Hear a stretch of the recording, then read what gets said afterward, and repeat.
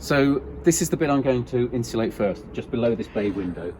And that's because I can practice on this and it doesn't link with any of the rest of the house. So I can just do this bit first. And the first thing I'm going to do is jet wash this. Apparently that's the best thing to do. And that gives the insulation the best chance of sticking to it. And you don't have to remove the paint. You can just put it straight on top of this with the adhesive and the metal pin fixings. So I'll jet wash it, then put the starter track in here, just above the damp course. And then put the insulation on. And you'll also notice here that I've extended the windowsill, and that's so it does enough overhang that it'll overhang the insulation still. Right, to jet wash it now then.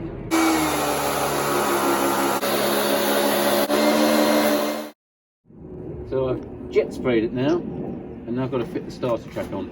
It's quite clever. The starter track fits inside here and it can move in and out to make it as big as you need for whatever size insulation you have. And then for the corner here, I've got to cut the starter track at 45 degrees, so I'm going to use a set square for this to mark it perfectly. And then I've got these tin snips I borrowed from my dad, and they seem to be cutting through it okay. So I'm going to cut through here and make the 45-degree corner that I need, so that here it's going to stick out here and the other one's going to stick out there, and they're going to meet perfectly.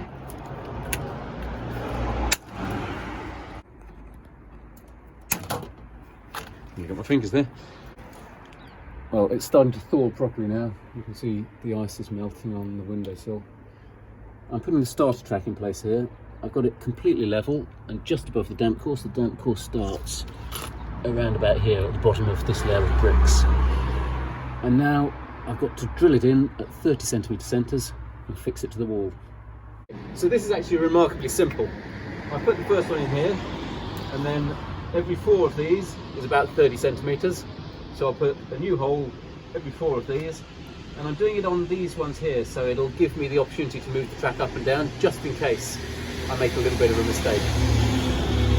But at the moment, it's completely flat on these bricks. So I'll just drill one hole after another and fix it and keep making sure it's flat.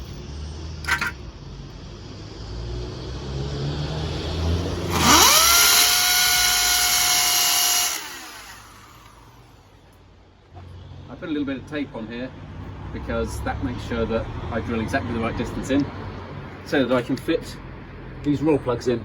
And this is one of the raw plugs. It seems all you do is, after you've drilled the hole, hammer it in, make sure it's deep enough, and then screw it in.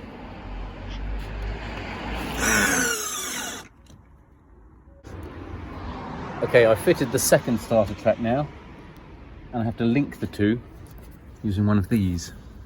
And they're a little bit fiddly, but not too difficult to use.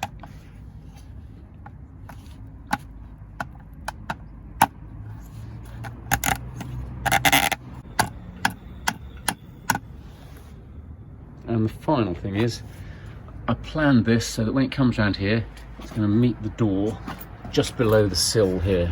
So it'll meet just here. And I've looked at other examples in the road, and some of them have it meeting above the sill, some of them below the sill, and some of them right on the sill. And all of them look nice, so I don't think either way is going to matter. Right, that's done. Probably about 2 hours work. But in general, it wasn't that difficult. All you need to do is drill holes and screw these things in. I suppose the only slightly bit of technical equipment was the tin snips I used for cutting these. But actually, you could get away with using a saw for that as well. So all in all, that was really very easy. And the next thing is, we've got to wait for it to thaw. And that's going to happen tomorrow. And by Monday, 2 days later, it's going to be about 10, even 11 degrees. So that'll be plenty warm enough for me to put the primer on, and then put the adhesive on and actually put the boards on. Right, just have to wait till tomorrow now.